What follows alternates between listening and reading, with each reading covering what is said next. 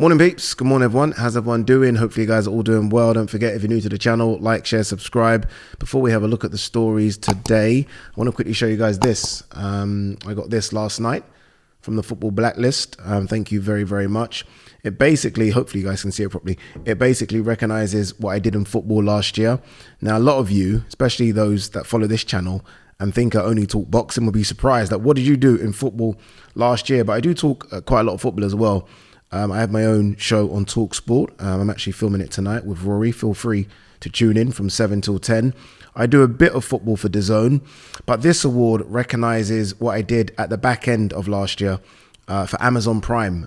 They had some Premier League football, and I was the first ever black Premier League football presenter ever, which is crazy, right? I mean, the Premier League's been going 30 plus years, and you think of how many presenters there's been. I was the first ever black football presenter of live Premier League football, and this award is to recognize that. So yeah, thank you so much to them.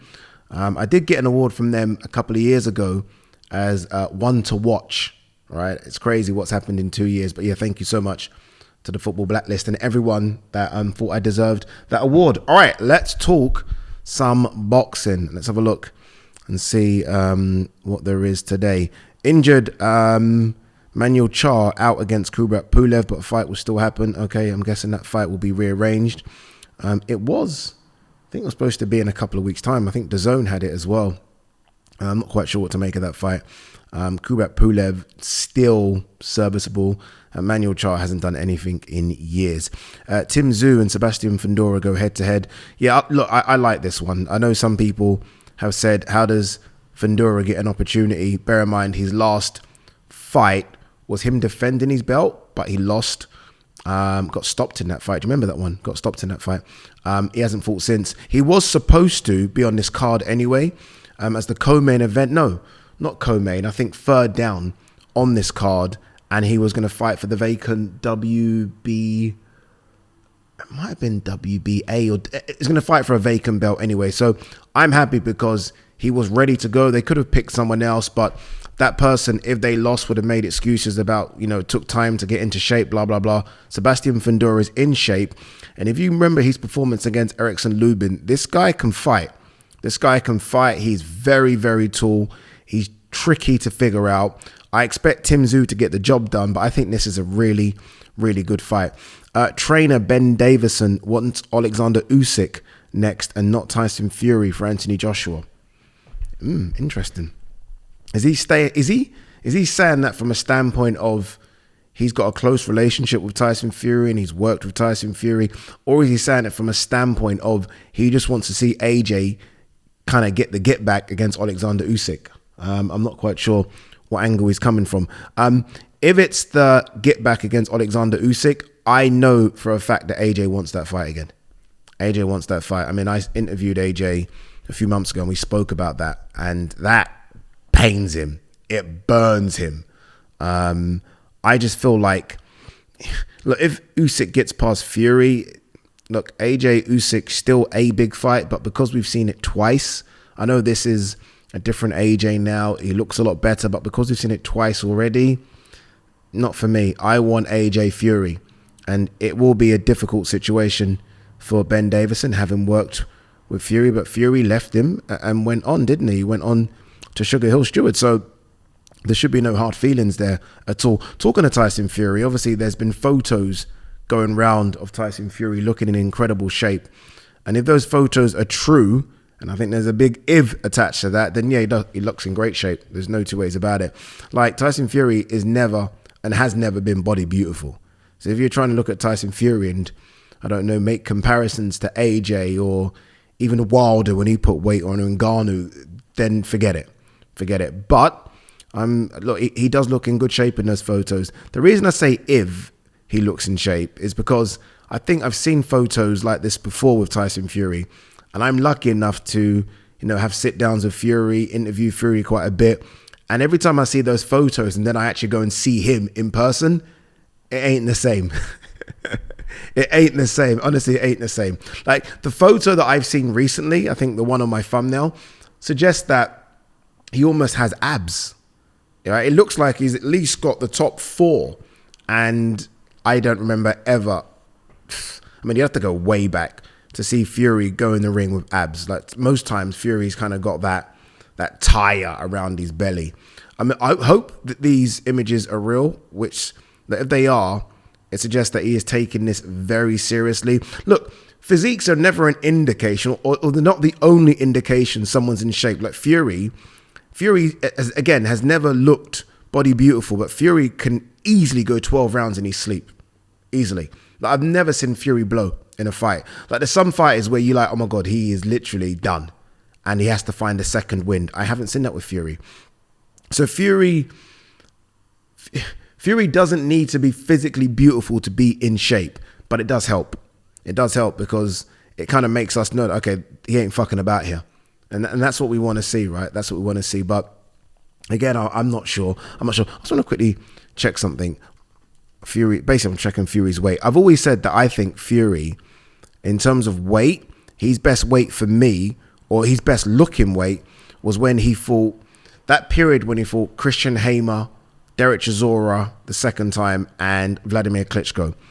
And I believe he might have been around, let's quickly log into BoxRec. I think he might have been around the 250 mark. Obviously, Fury that we've seen recently just looks way too big. He just looks way too big. I'm just going to quickly see if I can get in to BoxRec and check these weights properly. Apologies, peeps. Oh, God, I don't think I can get in right now. You know what it's asking me to do? It's asking me to open an app on my phone.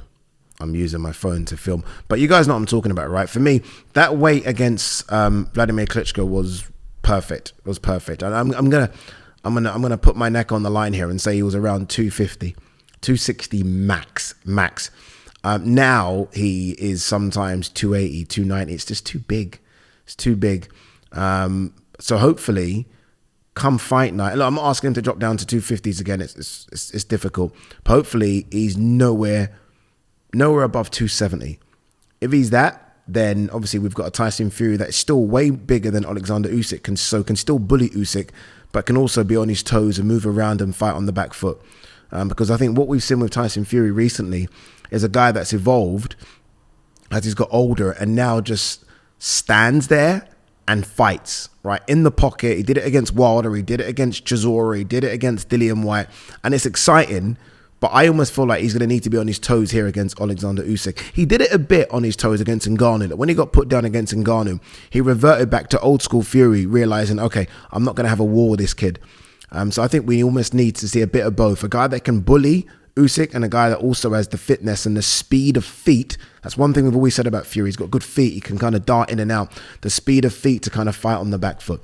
I think that's what we need. Talking of Furies, Hughie Fury is back, isn't he? I read somewhere, or at least saw it somewhere, that Hughie Fury is going to fight. Yeah, Hughie Fury breaks 3-year inactivity spell, and he's fighting April 20th. I don't even remember who Hughie Fury fought last time. I'm trying to quickly check. Who the hell did Hughie Fury fight last time out? I ain't got a clue. Was it, before I look, was it Maris Vac?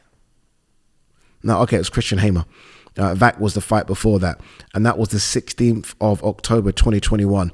Obviously, look, he's had, I think, so many health issues. Yeah, I'm not, you know, funny thing is, I remember that performance against Vac. I thought, okay, I know he didn't get the stoppage. I thought he looked good. This is the Fury that we're talking about. Like, you know, there was a time, I don't know if you guys remember this, and this isn't me chatting shit. There was a time when people said, in terms of just boxing ability, hear me out, Hughie was better than Tyson. Like, Hughie's boxing ability was really good, and it just, I don't know, man, just didn't work. It didn't work. They had, I always felt like they kind of messed up, because you look at Hughie Fury, yeah, he's only got 3 defeats on his resume: Joseph Parker, Kubrat Pulev, and Povetkin. So that was obviously telling us, against the very, very good guys, and by the way, all those guys at the time were top 10, top 15. Against those guys, he's not there yet. But we didn't know where he was, because then he would fight guys that were maybe top 30. And I almost felt like Fury was always between 15 and 20. It was, you know, it wasn't that far off. He was close. But they never matched him like against someone in there so we could know. So when he beat those guys, Christian Hamers, Maris Vax, etc., we never really gave him the plaudits, because it was like, okay, but then when you step up, you lose. So it'd be interesting to see what they do now. I do wonder if they rushed his development a little bit, because there was this big talk about him becoming world champion and being the youngest world champion since Mike Tyson. And so they gave him that fight against Joseph Parker, which was an awful fight, and Mick Hennessy lost to Plot. Do you remember that? It's funny now, you look at how both of their careers have gone, Joseph Parker and Hughie Fury, and what's light and day, isn't it? Now, Joseph Parker, yes, has lost the world titles, but you look at the fights he's been in. Like, we know where he is. What a career. Look at Hughie Fury and where he's gone since that fight. Boy, it's a difficult one, isn't it? But yeah, look, good to have him back. I'm not sure what he can do, just because, again, he's been out of the ring 3 years. I don't know. Hopefully he can come back and be in some interesting fights. Like, okay, like, you know what? You know what's a really good fight for him? The winner of Wardley Clark. That's a great, let's see where you are. Maybe even the loser of Wardley Clark. I think that's a good fight for him, but we'll see. Anything else here? David Benavidez tells Canelo Alvarez it's time to invest in some nuts. Steady. Stop.